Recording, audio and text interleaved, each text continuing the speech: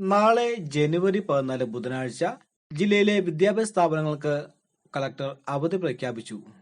വിശദമായി വീഡിയോയിലേക്ക് കടക്കുന്നതിന് മുമ്പായി ഈ വീഡിയോ നിങ്ങൾ ആദ്യമാണ് കാണുന്നെങ്കിൽ ലൈക്ക് ചെയ്ത് കാണാൻ ശ്രമിക്കുക.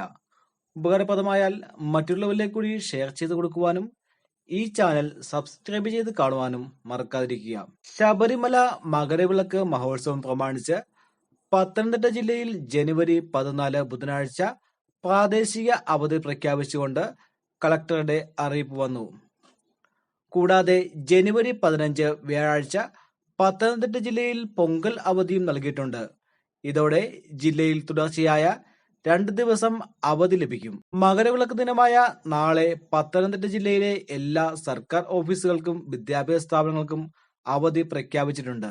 മുൻകൂട്ടി നിശ്ചയിച്ച പൊതുപരീക്ഷകൾ, സർവകലാശാല പരീക്ഷകൾ എന്നിവയ്ക്ക് മാറ്റമുണ്ടാകുകയില്ല. അവശ്യ സർവീസുകളിൽ ജോലി ചെയ്യുന്ന ജീവനക്കാർക്കും ഈ അവധി ബാധകമല്ല എന്ന് കളക്ടറിന്റെ ഉത്തരവിലുണ്ട്.